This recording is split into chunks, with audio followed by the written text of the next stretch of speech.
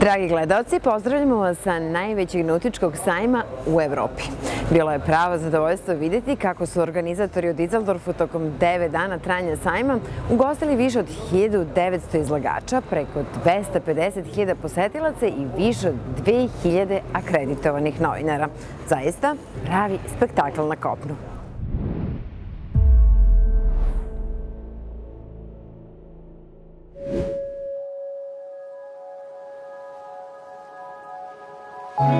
Veliki broj proizvođača i distributera ponovo se okupi u Düsseldorfu sa ciljem da prezentuje svoje proizvode na jednom od najvećih sajmova nautike.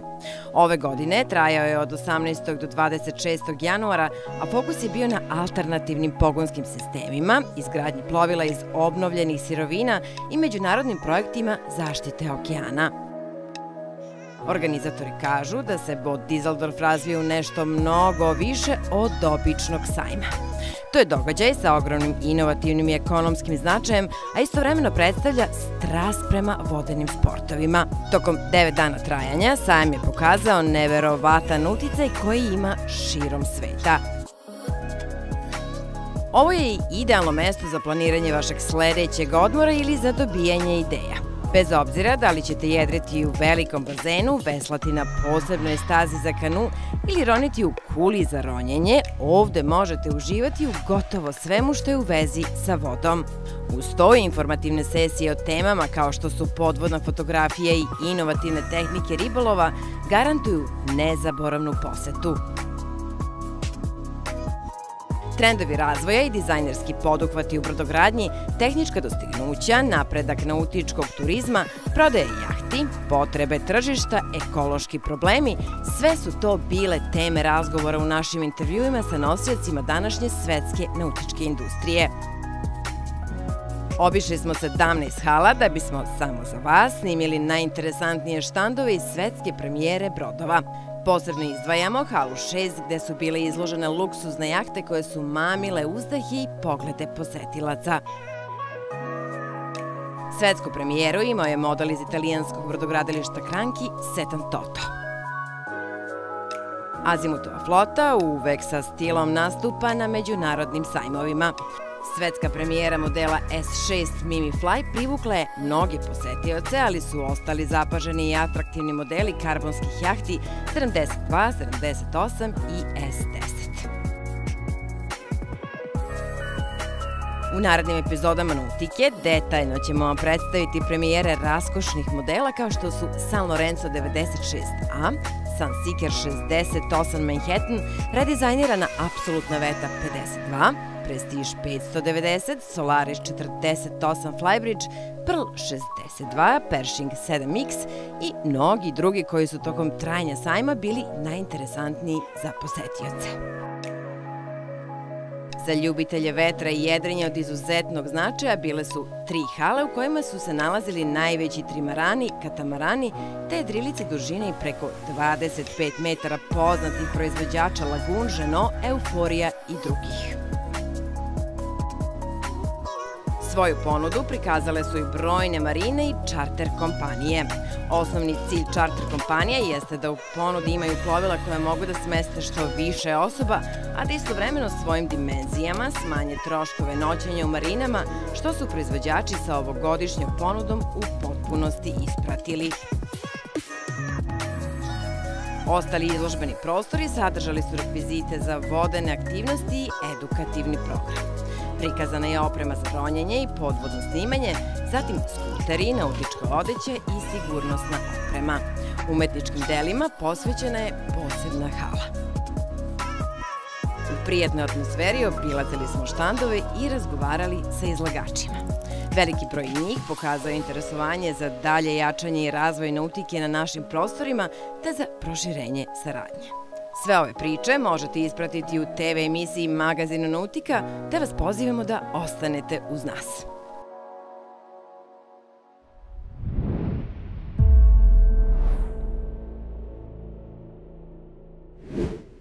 Tokom boravka u Düsseldorfu sreli smo se sa predstavnicima Luštice Bay i saznali da je Crna Gora sve popularnija destinacija Evropljana, ali šta sve možete vidjeti na ovom luksuznom mestu.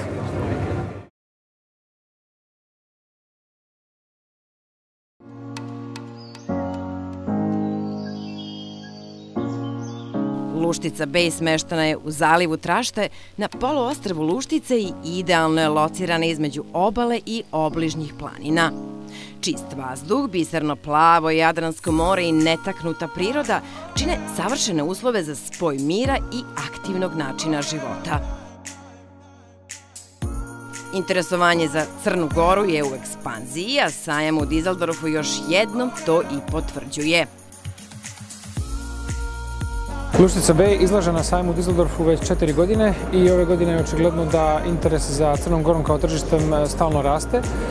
Ove godine posjetioci dolaze sa spremnim pitanjima o čarteru, ali i vezovima, a i nekretninama. Poznato im je gdje je Crna Gora, žele da dođu u Crnu Goru i izgleda da se kreirao taj neki imidž Crne Gore kao destinacije koja je upcoming destinacija i u koju ljudi žele da dođu. Prva 3 dana sajma su, rekao bih, malo mirnija nego prošle godina, međutim, iako je frekvencija posjetioca manja, rekao bih da su posjete konkretnije, tako da se nadam i vjerujem da će do kraja drugog vikenda sajma ovo biti jedan uspješan sajam i uspješno izlaganje. U centru novog života na obali Jadrana imaju velike planove za predstojeću sezonu. Kreiran je interesantan kalendar događaja koji obuhvata muzičke nastupe kao i različite aktivnosti za decu i odrasle. Ovakva ponuda objedinjuje sliku o Luštici i održava njen dobar imidž. Što se tiče novosti u Luštici Bay, ove godine završavamo poslednji ponton u Marini, što će objediniti ponudu i broj vezova u Marini.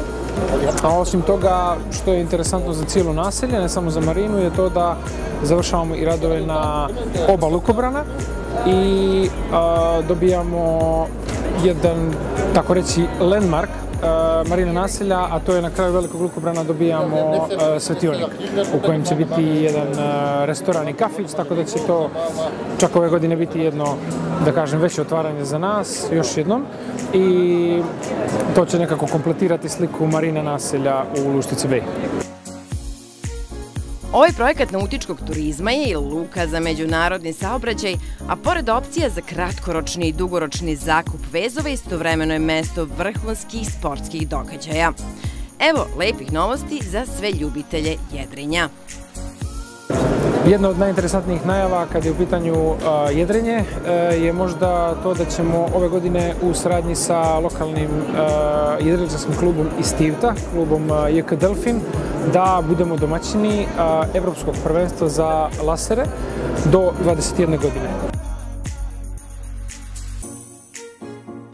Luštica kao aktivni i tokom cele godine otvoreni rezort privlači regionalne i internacionalne goste. Zahvaljujući svoj vrednosti, kvalitetno izgrađenom okruženju i prelepoj prirodi, uz raznovrsnu ponudu i opušteni stil života, stvara snažan osjećaj zajednice.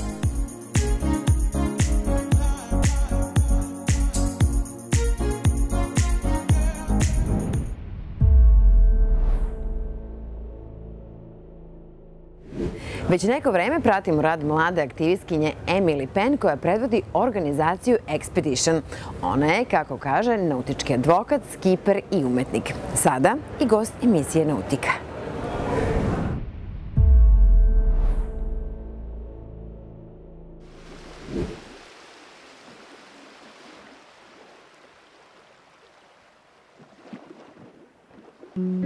Naučnici procenjuju da u okeanima završi preko 5 triliona komada plastike, što pokazuje da je globalno zagađenje okeana jedan od najvećih ekoloških problema današnjice. Svakog minuta kupuje se oko 1 milion plastičnih boca za piće, a svake godine koristimo do 5 triliona plastičnih kesa za jednokratnu upotrebu. Zabrinjavajuće je i činjenica da je u poslednjih 10 godina proizvedeno više plastike nego tokom celog veka pre toga.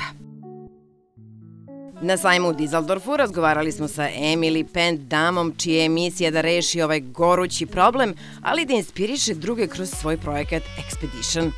Za početak pitali smo je kako je izabrala ovaj nesvakidašnji poziv. Rekla bih da nikada nisam mislila da ću biti zastupnik okeana i raditi sa plastikom. Zapravo sam se školovala za arhitektu i pre 12 godina kada sam diplomirala, dobila sam prvi posao u Australiji. Ali umesto da odem avionom, stopirala sam brodovima preko Atlantika i Pacifika. Bilo je to nasred Pacifika kada sam plivajući pored broda ugledala delove plastike svuda okolo. Zatim smo stali na nekoliko manjih ostrva i tu otkrili da su prekrivena plastikom umesto peskom. To nije imalo nikakvog smisla, pa sam počela da razmišljam šta mogu da uradim povodom toga.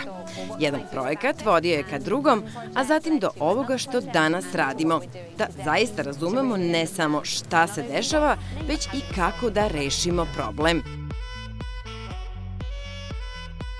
Expedition je pokrenuo projekat plovidbe koja je krenula u oktobru 2019. godine iz Plimuta, a završit će se u septembru 2021. godine u Londonu. Tokom 2 godine i 38.000 nautičkih milja, posada od 300 žena proći će na jedrilici kroz 30 izazovnih plovidbenih ruta i neki od najgušćih akumulacijskih zona plastike na planeti kako bi proučavale plastično zagađenje.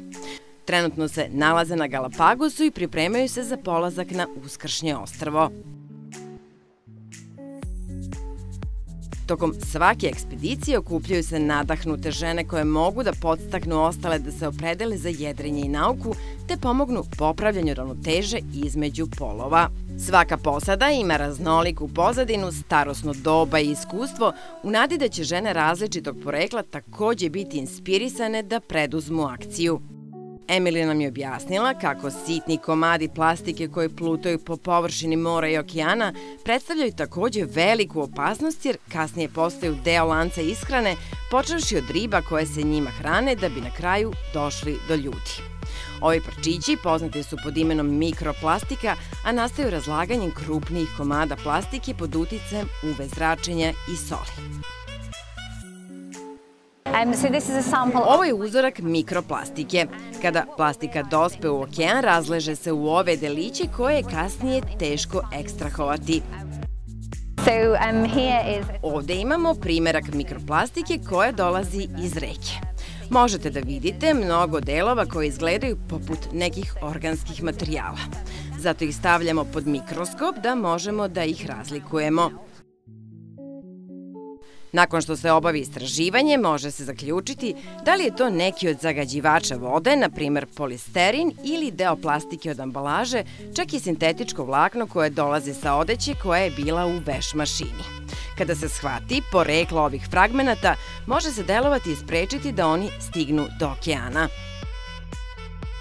Motivišuća priča koju je Emily podelila sa nama dovoljna je da se zapitamo kakva je naša uloga o zagađenju okoline te šta možemo da promenimo u sopstvenim navikama, a zatim i da sagledamo širu sliku. Poželjeli smo je mnogo sreće u narednim ekspedicijama uz nadu da će u budućnosti nastaviti da inspiriše i podstiče na očuvanje prirodnih resursa.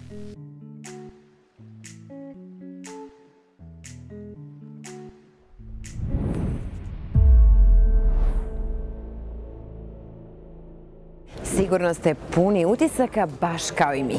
Bio je ovo jedan krajnje uzbudljiv dan među sajamskim eksponatima. Vidimo se sledeće sedmice.